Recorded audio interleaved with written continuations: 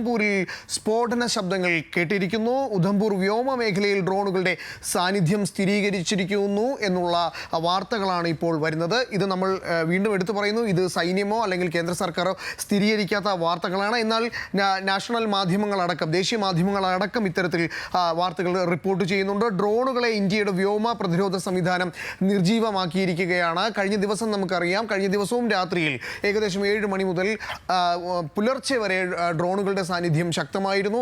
അതിനെല്ലാം വളരെ ശക്തമായ രീതിയിൽ തന്നെയാണ് സൈന്യം നേരിട്ടത്. ഒരൊറ്റ ഡ്രോൺ മാത്രമാണ് ഇന്ത്യയുടെ മണ്ണിലേക്ക് വീണത്. ബാക്കി ഡ്രോണുകളെല്ലാം നിർവീര്യമാക്കുന്ന, നിഷ്പ്രഭമാക്കുന്ന രീതിയിലേക്ക് കാര്യങ്ങൾ പോയിരുന്നു. ഇപ്പോഴും ഈ പറയുന്ന വെടിനിർത്തൽ കരാർ വന്നിരിക്കുന്നു. ഇനി വെടി ഉതിർക്കില്ല എന്ന് പാകിസ്ഥാൻ പറഞ്ഞെങ്കിലും ഇപ്പോൾ അതിർത്തിയിൽ വെടിയൊച്ചകൾ കേൾക്കുന്നു എന്ന് തന്നെയാണ് നമുക്ക് വരുന്ന റിപ്പോർട്ടുകൾ. ശ്രീനഗറിലും ജമ്മുവിലും സ്ഫോടന ശബ്ദങ്ങൾ കേട്ടു എന്ന വിവരങ്ങൾ വരുന്നുണ്ട്. ശ്രീനഗറിൽ ഒന്നിലേറെ സ്ഫോടനങ്ങൾ ഉണ്ടായതായി റിപ്പോർട്ടുകൾ വരുന്നുണ്ട്. സ്ഫോടനങ്ങൾ നടന്നതായി ഇപ്പോൾ ഏറ്റവും ഒടുവിലത്തെ വിവരം, ജമ്മു കാശ്മീർ മുഖ്യമന്ത്രി ഒമർ അബ്ദുള്ള സ്ഫോടനങ്ങൾ നടന്നതായി സ്ഥിരീകരിച്ചിരിക്കുന്നു എന്നുള്ളതാണ്.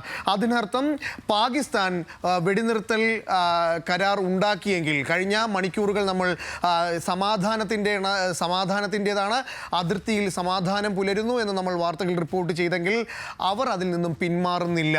അവർ അതിർത്തിയിൽ പ്രകോപനം വീണ്ടും തുടങ്ങുന്നു എന്ന സൂചനകൾ നമുക്ക് നൽകുന്നു എന്നത് തന്നെയാണ് ഇപ്പോൾ മനസ്സിലാക്കുന്നത്. സ്ഫോടനങ്ങൾ നടന്നതായി ജമ്മു കാശ്മീർ മുഖ്യമന്ത്രി ഒമർ അബ്ദുള്ള പറഞ്ഞിരിക്കുകയാണ്. ശ്രീനഗറിലും ജമ്മു കാശ്മീരിലും വൻ സ്ഫോടന ശബ്ദങ്ങൾ ഉണ്ടായി എന്നുള്ളതും വരുന്നു. ജമ്മു മേഖലയിൽ ഷെല്ലാക്രമണം നടന്നു എന്നും വരുന്നുണ്ട്. എന്തായാലും ഇത്തരത്തിൽ വാർത്തകൾ വരുമ്പോൾ ഇന്ന് രാത്രി വളരെ നിർണായകമാണ്.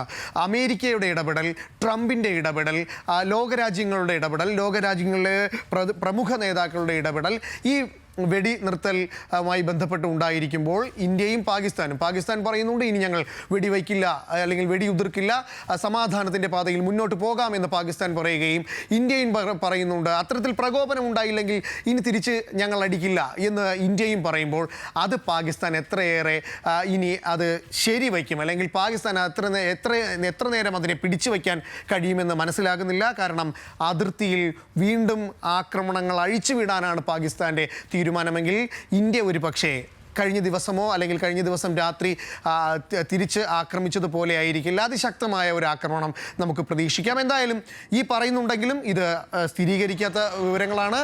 സേന സ്ഥിരീകരിക്കണം, കേന്ദ്ര സർക്കാർ സ്ഥിരീകരിക്കണം.